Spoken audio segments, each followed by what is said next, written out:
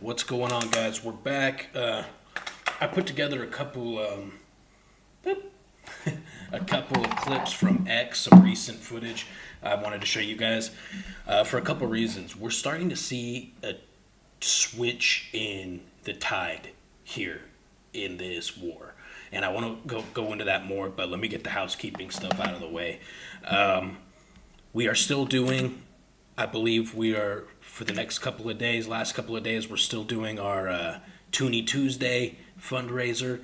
We're getting, Toonie Tuesday is a Canadian charity that wanted to help us out, and it's helping the International Battalion, the battalion that I'm in, raise funds for vehicles for the men and women working out east in eastern Ukraine. So if you're able to and willing to, I'll leave the donation link down below. Also, our Discord is a lot of fun, you guys. It's very cool. It's educational. We also keep all of our unedited footage on there because my content on YouTube tends to get censored or age restricted. So we just keep a large archive for our members over on Discord of all the unedited shit, the nasty heads blowing off and stuff like that. I'm not the biggest fan of that kind of stuff, but a lot of people are, and it's educational. So, Discord link down below as well. All right, so we are starting to see a change in the global. I'm doing hands. I'm doing this. I'm doing hand gestures, so you know it's a big deal. In the global kind of perspective of this war, it seems like people are now starting to take it a little more seriously. I do think that's largely because Trump has kind of finally wised up and he's realized, wait, Putin is not his best friend like he thought, and now he's back on the side of Ukraine and he understands what's happening. And to Trump's credit, he released that big statement on X, or maybe it was on his social media platform, where he said, he did a lot of digging and a lot of his own research and kind of realized these things on his own. I would say he's a few years late on doing that, but hey, later is better than never. Okay, so we're starting to see a switch. Also, Pokrovsk, there was a big push starting like a month and a half ago from the Russians. They broke through the lines. It was a big deal. Uno and I had a video on Preston Stewart's channel talking about this big push, and it was really publicized because Azov, the Azov Corps, went public with the fact that they are being dispatched and brought out to basically extinguish that fire in Pokrovsk and the push through the lines. Since that's happened, because of the work of Azov and other friendly brigades, they've managed to cut off where the Russians pushed in, and they have encircled and killed. And so these are the numbers I keep seeing: upwards of 3,000 Russian infantrymen who pushed through this gap through the Pokrovsk line, towards Pokrovsk, through that line that they broke through a month and a half ago. Azov and the other brigades surrounded them and basically just annihilated all these people. So, is Pokrovsk going to fall? Probably. I've noticed in some videos, especially lately, people will put in the comments, "This village is now Russian controlled. This was taken by Russians." But it all gets taken by Russians, guys. It's the truth. That nobody is arguing that fact. The goal here is to hold on to as much territory as long as possible until more help arrives globally, right? Russia has a much larger force. They have more resources to expend and to waste. And Putin is not afraid of wasting these resources, as we'll see in a couple of these clips. So, yes, are those a lot of these regions that we see people fighting in, foreigners, places that I've fought in, are completely red, and they Russians blew past it, kilometers past it. It's like well into Russian territory now. So yes, this is a thing. You're absolutely right. It's kind of inevitable. The goal is to just hold off as long as possible and make the Russians waste as much as possible on these little towns that now have nothing in it and no value in them. What we've noticed is what the Russians like to do now is they just glass entire towns like they did to Pokrovsk, Bakhmut. They just level it. They'll just shell it and use artillery, mortars, drones, aerial bombs, and they will just literally drop all standing buildings, so there is nowhere for the Ukrainians to defend. Because if there's only just a couple Ukrainians in a village, these motherfuckers will hold out, dude, and they will force the Russians to waste a lot of resources there. So now Russia's like, all right, well, we'll basically effectively nuke the area, destroy it, and then move forward so nobody's hiding, and make some waste resources.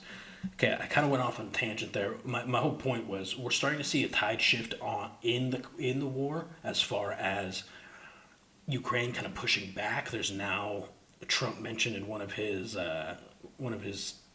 interviews that Ukraine's doing an offensive maneuver. The Ukrainian military is doing an offensive maneuver right now. That's big, right? Ukraine hasn't been on a significantly large offensive maneuver since Kursk, and nobody knew the Kursk invasion was happening. So I do believe that's one of the reasons it was so successful. Anyways, I'll stop rambling. I like to talk about this kind of shit, though, and I know a lot of you guys like to hear it, especially from my perspective. I'm here. I'm in Ukraine. I've been here for a long time. I've fought here, multiple different units. That said, the place I'm currently living, the drone... It seems like the better the Ukrainians do in the east, the worst things get in the rest of the country. Like Russia gets desperate and starts launching more Shaheeds into Kyiv and more aerial bombs into civilian infrastructure.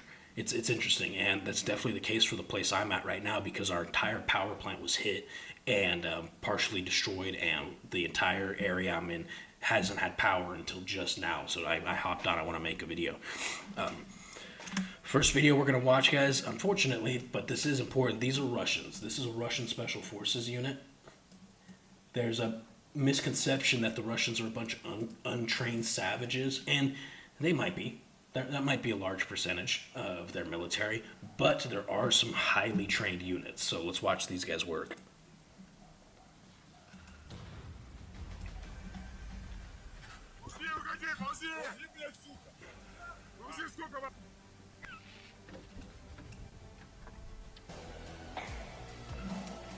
What was that? It's the exhaust into a bunker.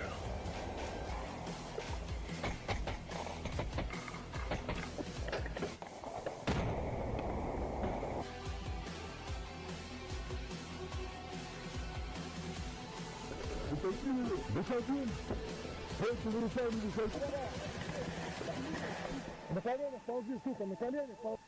Вторую ручонку. Как зовут тебя? Артем. Артем, ну что ж ты сопротивляешься? Я же тебе предлагал, ты вчера брал. Ты кричал на вот. Ну кого не делай? Давай, выползай.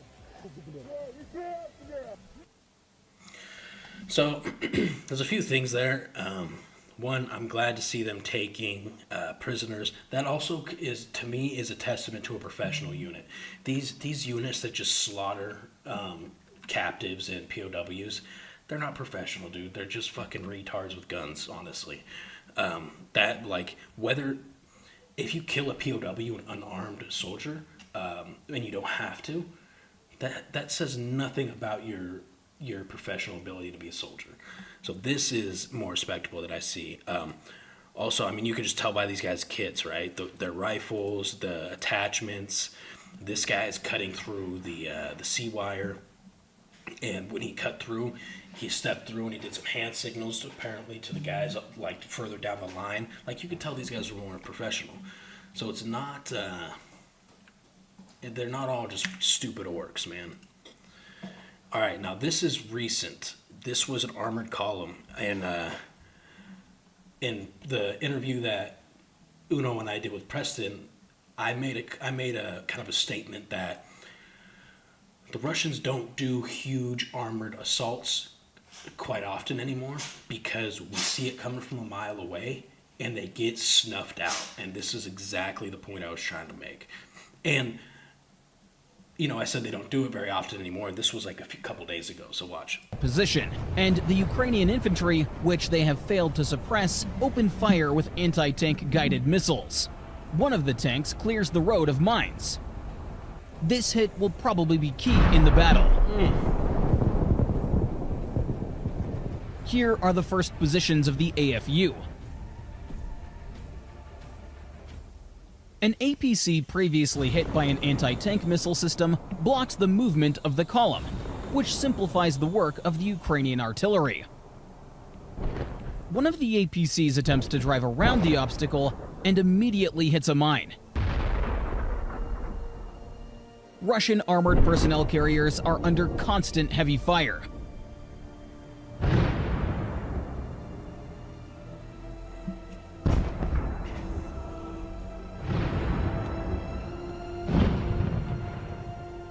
In a panic, another APC repeats the attempt to break through, but it is impossible. Part of the convoy turns around and retreats. The stopped APCs explode. Hold on, it's not over. The Ukrainian infantry, which they have failed to suppress, open fire with anti-tank guided. Oh shit. I just redid the same footage. Hold on, it was this one. The Russian command throws its last forces into the battle, but it all ends as soon as the group reaches the minefield. This is how the Russian assault ends. Russia deployed 2 brigades and more than 100 pieces of equipment, but failed to achieve its objective during the assault. Dude, I mean, this is exactly my point. What's crazy to me is they do continue to do it. It's not as frequent as we saw like in the earlier years of the war, where it was just armored column after armored column after armored column, and everywhere around the front looked like this shithole, just like vehicle graveyards. But still, dude, I mean, this goes to show you how much more resources the Russians have and they're willing to use, and Putin doesn't give a fuck, dude. He's like, just send more, just send more.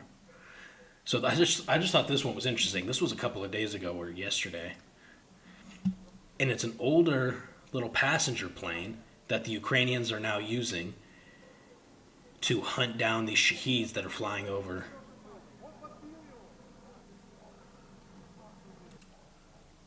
So it's pretty cool, and I've even seen videos of like these guys will just like keep an AK or a rifle in the cockpit with them. They'll fly up to this thing, open their cockpit, and just shoot it like something out of a movie, dude. It's pretty incredible. But when I saw this, I'm like, we are living in crazy times, dude. Hey, let me know if any of you guys watched that President Zelensky's speech at the what was it? Was it the G6 convention? It was very good. He brought up a lot of good points, basically about the world is extremely weak right now, and there's multiple conflicts all over the world between cartels, North Korea, Russia, Iran, China, or there's open war, or they're preparing for war. And he says, in his opinion, and I think he's very right, it's because what I would now consider the allies, the groups like NATO, the EU, large Western countries who are allies, are just doing fuck all to snuff this stuff out. Everybody is so concerned about the way it's going to have an effect on their political career or their political image or their image in the geopolitical sphere. Dude. And basically Zelensky's like, our world's burning because of you pussies. And I think he's absolutely right. I just thought this was cool. This dude's got like a Steam Deck. And he's shooting a machine gun. from behind hard cover without exposing himself. A 50 cal. Oh no, that's not a 50. I'm sorry. But it's a big gun. I can't tell what that is.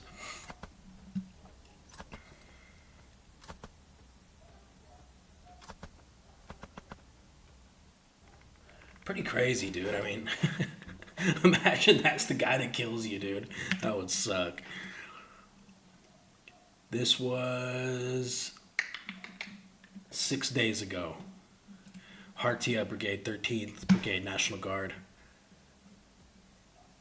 The quality shit, but it's an FPV finding a Russian like a supply convoy.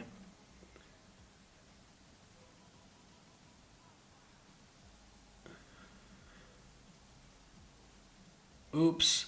Let's watch it again.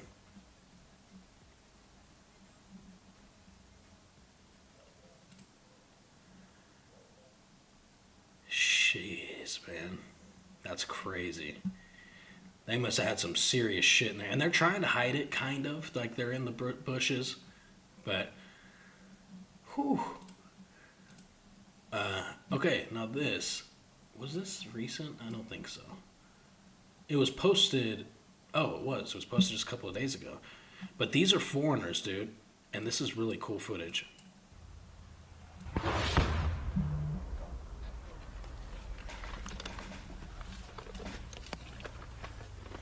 Brian, you lead. Go. So it's like a vehicle hunting team. They've all got launchers, LMGs.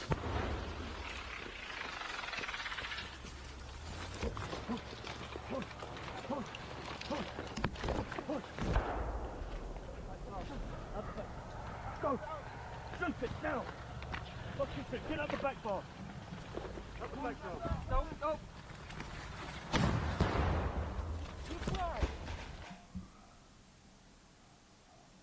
Great hit. Great hit.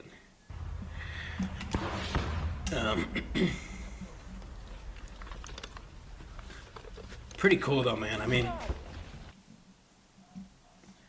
just want to see that again. I've always thought like these kind of vehicle hunting teams were so cool because I don't know, it's just a cool job to have, right? You stalk around and you're hunting these big mechanical beasts. I think it's badass. And then there's something cool about an infantry soldier with a big boomstick being able to take out a multi-million-dollar armored vehicle, whether it be a tank or BTR, BMP, whatever. So that's all I got. I wanted to prove a point as far as there are some professional Russians, and the rest was very recent footage here in Ukraine.